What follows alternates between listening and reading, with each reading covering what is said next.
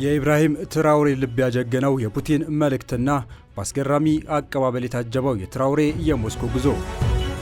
ከኬጂቢ እስከ ታላቋ ሩሲያ ፕሬዝዳንትነት ለሀገራቸው ዋጋ የከፈሉት በመሳሪያና በኃይል ቀድመው ከተደራጁት የምዕራብ ዓለም ሀገራት ጋር ተናንቀው ታላቋን ሩሲያ ፈጽሞ ማንም የማይነቀንቃትና ስሟ ሲጠራ ብቻ በፍርሃት የምታሸብረውን ሩሲያን የገነቡት ቭላድሚር ፑቲን መላው ዓለም የተቀባበለው አንድ አስገራሚ ምክራቸውን ምዕራቡ ዓለም ለጣለው ብቻውን ሆኖ እልፎችን ላርበደበደው ወዳጃቸው ኢብራሂም ትራውሬ አስተላልፈዋል። ሀገር መሪዋን ትመስላለች እንዲሉ በበሳል አመራራቸው የግዙፍ ኢኮኖሚና ጦር ባለቤት የሆኑት ፑቲን ለአፍሪካውያን የተስፋ ብርሃን ሆኖ ለመጣው ኢብራሂም ትራውሬ ያስተላለፉትን አስገራሚ ሀሳብ በትንታኔ እንመለከተዋለን። አብራችሁን ቆዩ።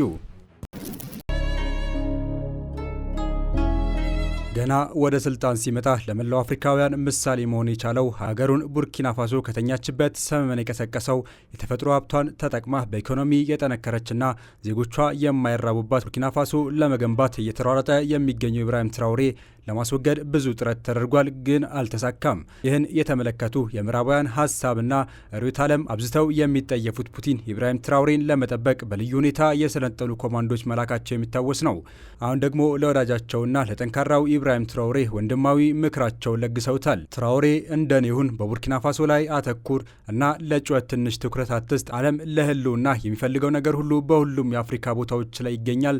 ትራውሬ የአውሮፓውያን ንግግር ሴራ እንዲሰራባት ትፍቀድ ሲሉ ቭላድሚር ፑቲን ተናግረዋል። እንግሊዞች፣ ፈረንሳይ እና አሜሪካ አፍሪካ ድሃ አህጉር ናት ሲሉ ባየ ቁጥር እስቃለው። በራሳችን ለመከላከል ስንል አፍሪካ ድሃ አህጉር ናት እያለን ለራሳችን ነጭ ውሸት ስንናገር ይደመጣል። ነገር ግን ሀብቷን ፈልገን ለቀኝ ግዛት ባህር አቋርጠን አፍሪካ የሙጥኝ ብለናል።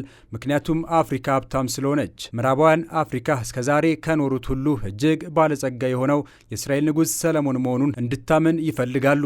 በታሪክ እውነታዎች መሰረት በጣም ሀብታም የሆነው የማሊው ማንሳ ሙሳ ነበር። አፍሪካ ተፈጥሮ ያደላት ሀብታም አህጉር ናት። በዚያን ጊዜ የአፍሪካ ወረራ ህልም የተወለደ እነሱም ይህን የማያልቅ ሀብቷን ፈልገው ነው ተራ በተራ የመጡት። ነገር ግን አፍሪካ ራሱን እንዳይችል ድሃ እንደሆነ በማሳመን የስነ ልቦና አእምሮ ጨዋታ ይጫወታሉ። በማንኛውም ጊዜ አንድ ሰው በየትኛውም የዓለም ጥግ ላይ ትክክለኛውን ነገር ለማድረግ እጅገውን የሚያጠልቅበት ጊዜ ለውጥ እንዳይመጣ ነፃነትና በራስ መቆም እንዳይኖር ለማድረግ ምንም ከማድረግ የማይቆጠቡ ስብስቦች አሉ። እነዚህ በጣም ሀብታም የሆኑ በወንጀል የሚያስቡ ነገር ግን ማንነታቸውን ለመደበቅ በሰብአዊነት ስም የሚገነቡ በጣም ኃይለኛ ናቸው። ይህ በእኛ ላይም ተፈጽሟል። ሩሲያ በዓለም ፖለቲካ ማዕከል ላይ እንድትከበር በእግሯ እንድትቆም ከማድረግ በፊት በመገናኛ ብዙሃን መጥፎ ስም ተሰጥቶናል። የሚዲያ የጥላቻና የፕሮፓጋንዳ ዘመቻዎችን ደግፏል። ነገር ግን የሩሲያ አሸናፊነት ተረጋግቷል። ትራውሬ እንደኔ ይሁን፣ በቡርኪና ፋሶ ላይ አተኩር እና ለጩኸት ትንሽ ትኩረት አትስጥ በማለት እጅግ አስደናቂ ምክራቸውን ለኢብራሂም ትራውሬ ለግሰዋል። ይህ ብዙዎችን ያነጋገረው ሀሳብ ቭላድሚር ፑቲን ከኢብራሂም ትራውሬ ጋር በስልክ ካደረጉት ውይይት የተወሰደ እንደሆነ አፍሪካንያ ዘገባ በአትታው አስቀምጦታል። ኢብራሂም ትራውሬ ምርጡ የአፍሪካ መሪና ጠላቶችን ያርበደበደ ጀግናም ሆኗል። በዚህም በሩሲያው መሪ ቭላድሚር ፑቲን በኩል ተወዳጅነትን አግኝቷል። ፑቲን መላው አውሮፓውያን ብቻቸውን የገጠሙ በማዕቀብና በኢኮኖሚ ጦርነት ሊያሽመደምዱት ሲሞክሩ ሩሲያን ይበልጥ ታላቅ አገር ያደረጋት ጀግና መሪ ነው። ምዕራቡን ዓለም የሚጠላና ለሀገሩ የሚሰራ መሪ ወዳጃቸው ነው።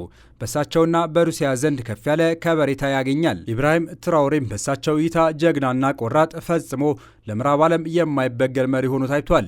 ለዚህ ነው ለኢብራሂም ትራውሬ ያላቸውን ቦታ ለማሳየት ልባዊ ምክራቸውን የለገሱት። በበረራ ወሬዎች መሰረት ዩኤስ አሜሪካ ኢብራሂም ትራውሬን ለማሰር እየሞከረና የቡርኪና ፋሶን ወርቅ ጠራርጎ ለመውሰድ እያሴሩ ዲክታተር የሚል ስም እየለጠፉና በሀገሩ ምትክ ራሱን ለማበልጸግ እየተጠቀመበት ነው። ምክንያቱም ፈረንሳይ በቡርኪና ፋሶ በቢሊዮን ወርቆች እያፈሰች ነበር። አሁን ግን የተወሰደው ወርቅ ሁሉ እንዲከፈል ጠይቋል። 30 ቢሊዮን ዶላር ፍራንስ ከአፍሪካ በየዓመቱ ከሚያገኘው 500 ቢሊዮን ዶላር 6 በመቶ ብቻ ነው። ፈረንሳይ አንድ ነጠላ የወርቅ ማዕድን የላትም። ግን ይህ ቢሆንም በዓለም ላይ አራተኛው ትልቁ የወርቅ ክምችት አላቸው። ኢብራሂም ትራውሬ ከቡርኪና ፋሶ ካወጣቸው በኋላ ይህ ሁሉ ወርቅ ከአፍሪካ የመጣ ሲሆን የፍሬንች ኢኮኖሚም ከ100 ሚሊዮን ዶላር በላይ ቀንሷል። ይህ ሁሉ በዚህ ጀግና በሳል አመራር የተወሰደ አስገራሚ እርምጃ ነው። እናም አሁን ኢብራሂም ትራውሬ ሞስኮ መግባታቸው ታውቋል። በሩሲያ የ80ኛ ዓመት የድል በዓል ላይ ለመታደም ወደዚያው ላቀኑት ትራውሬ ሩሲያ ከፍተኛ ጥበቃ ማድረጓን ዘገባዎች ገልጿል። እንደ ዘገባዎቹም ሩሲያ ልዩ አውሮፕላን ወደ ቡርኪና ፋሶ በመላክ ወጣቱን መሪ አሳፍራ የወሰደች ሲሆን ይህ አውሮፕላን በጀቶች ታጅቦ ዛሬ ሞስኮ መድረሱን አስረድቷል። ካፒቴን ኢብራሂም ትራውሬ ሞስኮ ሲደርሱ በሩሲያ ከፍተኛ ባለስልጣናት ደማቅ አቀባበል ተደርጎላቸዋል። የቡርኪና ፋሶ ፕሬዚዳንት ካፒቴን ኢብራሂም ትራውሬ ፑቲን በላኩት ኤርፎርስ ዋን የጦር አውሮፕላን ራሽያ ገብቷል። ራሽያ ሲደርስ ደማቅ አቀባበልም ተደርጎለታል። ቁጭት የወለደው የቶማስ ሳንካራ የመንፈስ ልጅ ወጣቱ ኢብራሂም ትራውሬ እያስደነቀን ቀጥሏል። ለዚህ እንቁ አፍሪካዊ ልጅ ስንኝ ቋጥረው ዜማ ደርሰው ቢያቀነቅኑለት ያንስበታል እንጂ አይበዛበትም። የቡርኪና ፋሶ እናቶች የአፍሪካን መሳሂ ለመውለድ ዛሬም እያማጡ ስለሆነ ክብር ይገባቸዋል። ቶማስ ሳንካራ አንተ አልሞትክም። ልጅህ ኢብራሂም ትራውሬ ከጎሰኝነት ባሻገር ሙስናን፣ ስንፍናን፣ አድርባይነትን ተጸይፎ ለህዝብ ቆሞ ተገኝቷል። የመሪ ድርቀት የተንሰራፋባት የአፍሪካ ልሳነ ምድር እንደ ኢብራሂም ትራውሬ አይነት ብዙ ታማኝ መሪዎች ይመጡ ዘንድ ለጮራዎች ክብር መቸር አለብን። ብልህ አማካሪዎች ግን ያስፈልጉታል። በመላው አፍሪካውያን መወደድን እያገኘ ያለው ኢብራሂም ትራውሬ በርካታ አፍሪካውያን መሪዎች ሳይቀሩ በሀገራቸው ያለውን ተወዳጅነትና ተቀባይነት እየገለጹ ነው። ጋናውያን ከኔ የበለጠ ኢብራሂም ትራውሬን ይወዱታል፣ ከራሳቸው ፕሬዚዳንት ትራውሬ የበለጠ ይወዳሉ። የጋናው ፕሬዚዳንት ጆን ማሃማ ኢብራሂም ትራውሬ ወንድሜ ነው፣ ጋናን ሲጎበኝ እኔ ማን እንደሆንኩኝ የማያውቁኝ የጋና ትንንሽ ልጆች የእሱን ስም እየጠሩ ሲዘምሩ ነበር ሲል አስገራሚውን ገጠመኙን ለዓለም ተናግሯል። ትራውሬ በጋና በሚገኘው ጥቁር ኮከብ አደባባይ ራሱን ሲያስተዋውቅ ሰምቼ የማላቃውን ጭብጨባ ህዝቡ አጨበጨበለት። እንዴት አንድ የሌላ ሀገር ፕሬዚዳንት በሰው ሀገር ሄዶ ታዋቂ እንደሆነ እስካሁን ድረስ አልገባኝም። አንድ ቀን እኔም እንደሱ መሆን እፈልጋለሁ ሲሉ የጋናው ፕሬዚዳንት ጆን ማሃማ ተናግረዋል። ቡርኪና ፋሶ ቤት በነጻ መስጠት ጀምራለች። ቡርኪና ፋሶን በሽግግር ፕሬዚዳንትነት እየመሩ የሚገኙት ወጣቱ ኢብራሂም ትራውሬ በዝቅተኛ የኑሮ ደረጃ ለሚገኙና ቤት ለሌላቸው ቡርኪናቦች ነጻ ቤቶችን መገንባት መጀመራቸውን አስታወቁ። በዚህ ፋሶማይ በተባለው የከተማ ግዙፉ ሜጋ ፕሮጀክት በሀገሪቱ ያለውን የመኖሪያ ቤት ችግር ለመቅረፍ በመጀመሪያ ዙር ከ50 ሺህ በላይ ሁሉም መሰረታዊ ፍላጎቶች የተሟሉላቸው የመኖሪያ ቤቶች ለዜጎችን ለማድረስ ታስቧል። በ2030 እያንዳንዱ የቡርኪና ፋሶ ህዝብ የቤት ባለቤት ለማድረግ ራዕይ ተይዞ እየተሰራ ነው ብሏል። እነዚህን ፕሮጀክቶች ለመደገፍ ከደሞዝ ምንም አይነት ቀረጥ አይቀነስም ብሏል። ኢብራሂም በ2 ዓመት የስልጣን ቆይታ ብቻ 18 መፈንቅለ መንግስትና የግልበጣ ሙከራዎች የተደረገበት ሲሆን ምክንያቱም አንድ ሀገር በምግብ ራሷን ሳትችል ሉዓላዊ ናት ልትባል አትችልም የሚለው ፍልስፍና እንዲሁም አፍሪካ በኢኮኖሚ በተጠቃሚነትና በደህንነት የህዝብ ተጠቃሚነት ላይ እየሰራቸው የሚገኘው ትልልቅ ሀሳቦች በምዕራባውያን ስላልተወደደለት እንደሆነ ይገለጻል።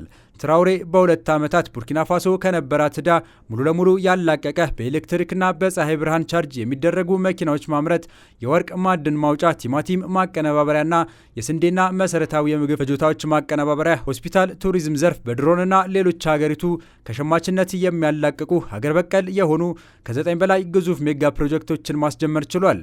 በቡርኪና ፋሶ ታራሚዎች በስር ላይ እያሉ በግብርና የሚሰሩ ሲሆን ለሀገራችን ፋይዳ ያለው ተግባር እያከናወኑ ይገኛል። የሊን በተባለው ፕሮጀክት ደግሞ 1 ሚሊዮን መብራት አይተው ለማያውቁ ዜጎች መብራት ተጠቃሚ የሚያደርግና ቡርኪኒዝም የተባለ የሀገሪቱ ኢኮኖሚ ጥገኝነት የሚያላቅቅ ብሔራዊ ባንክ አቋቁሟል።